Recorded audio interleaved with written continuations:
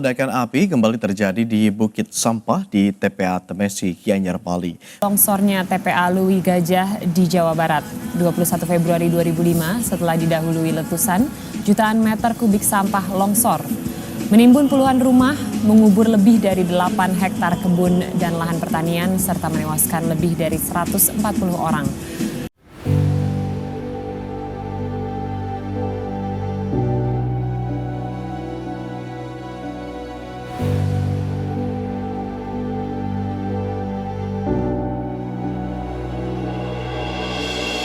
Permasalahan sampah di Indonesia dewasa ini semakin kompleks, bahkan masih menjadi polemik jumlah dan jenis sampah yang kian bertambah seiring dengan peningkatan jumlah penduduk berikut perkembangan teknologi. Di sisi lain, kita belum mampu melangkah lebih maju dalam hal mencari solusi pengelolaan sampah. Hal itu terbukti dengan peningkatan produksi sampah yang mencapai angka 67,8 juta ton per tahun, di mana sampah organik masih merajai jenis sampah di Indonesia yang mencapai angka 60%. Disusul, sampah plastik berada di angka 14%. Tahukah kita dampak dari sampah bagi kelangsungan hidup manusia? Efek rumah kaca, pemborosan lahan, air bersih, dan energi merupakan efek dari tidak terkelolanya sampah dengan baik, di mana gas metana yang dihasilkan dari tumpukan sampah dapat menciptakan efek rumah kaca yang jauh lebih berbahaya dari CO2 dan klorofluorokarbon CFC. Hal ini akan memicu peningkatan penyerapan radiasi inframerah dan kenaikan suhu bumi yang memperparah dampak perubahan iklim dan pemanasan global. Yang menjadi pertanyaannya adalah, sudah sejauh mana langkah kita untuk menekan laju efek dari sampah ini? Haruskah ada tragedi terulang seperti yang terjadi di TPA Lui Gajah, Cimahi, Jawa Barat yang menyebabkan tidak hanya kerugian material, tapi ada 157 jiwa yang melayang sebab dari tragedi itu?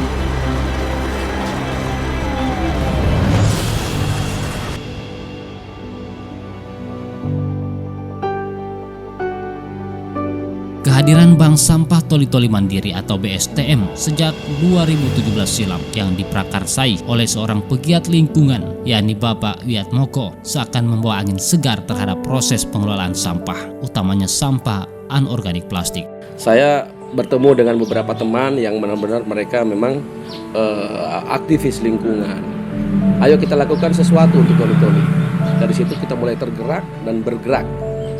Terus-terusan dan sebagainya, sehingga kita bisa mengumpulkan ratusan kilo, bahkan kita ton ya sampah.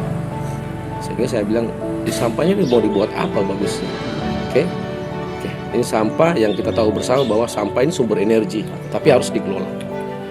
Mendapatkan income juga iya dari sisi itu.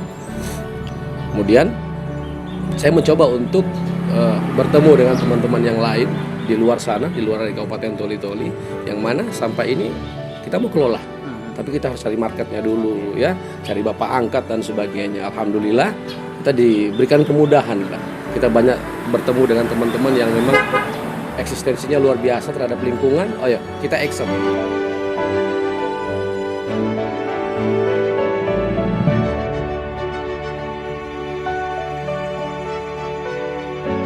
Berkat dukungan berbagai pihak, mulai dari aktivis dan pegiat lingkungan, pertemuannya dengan sejumlah kolega di luar daerah yang tujuannya mencari market dari hasil pengelolaan sampah plastiknya, Wiatmoko memulai usahanya di mana yang semula hanya memproduksi chip plastik daur ulang berbahan baku sampah plastik yang kemudian merambah menjadi produksi bahan bakar minyak BBM.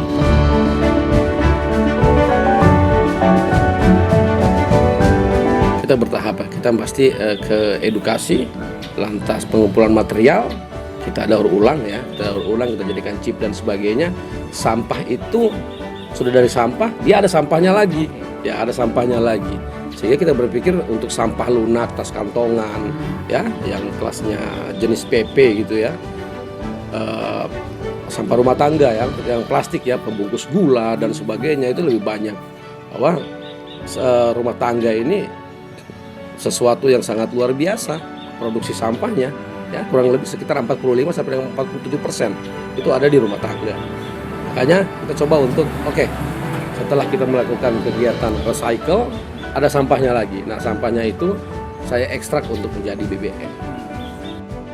Menggunakan 1 unit mesin virolisis, di mana mesin ini hanya ada 2 unit di Indonesia, 1 di Pulau Jawa dan 1 di Kabupaten Toli-Toli. Dengan metode pemilihan bahan baku plastik yang memiliki kandungan minyak, dari 1 kilo bahan baku plastik setidaknya bisa menghasilkan 3 jenis bahan bakar minyak BBM sesuai hasil produksi, yang mana dari masing-masing jenis BBM yang dihasilkan hanya berbeda dari waktu proses pembakarannya saja. Untuk penanganan pembuatan plastik jadi BBM itu kita butuh waktu paling lama itu sekitar 8 jam.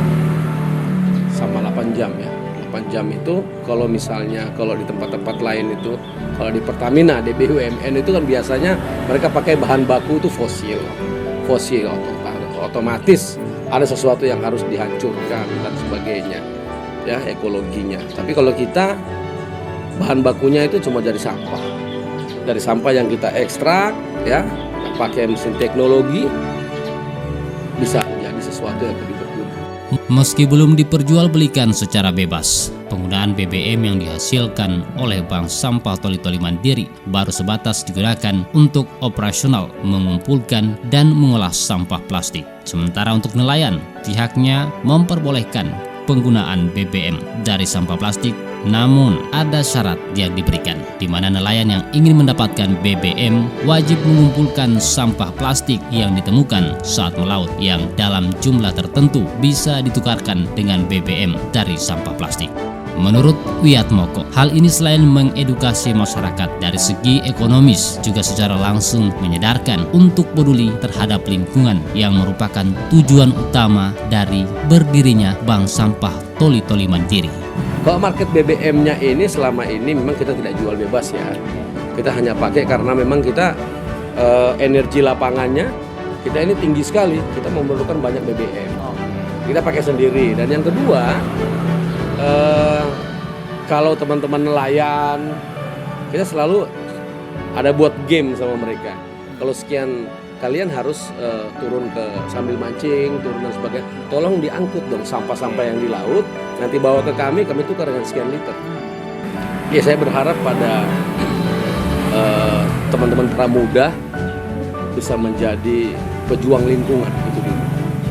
Setelah itu kita akan kumpul bersama untuk membuat satu UMKM yang berbasis lingkungan, ya, sehingga apa yang kita buat benar-benar mengena pada lingkungan, masyarakat, dan juga di kemudian hari. Besarnya potensi dan sumber daya yang ada di Kabupaten Toli-Toli, menurut Wiatmoko sangat sayang untuk dilewatkan, sebab hal tersebut merupakan peluang besar dan bisa menjadi aset bagi daerah. Ia menambahkan, inovasi yang tengah ia gencarkan saat ini memiliki tujuan dan niat yang murni untuk pembangunan daerah ke depan. Bahkan impiannya Toli-Toli ke depan memiliki pusat atau sentra produksi BBM secara mandiri.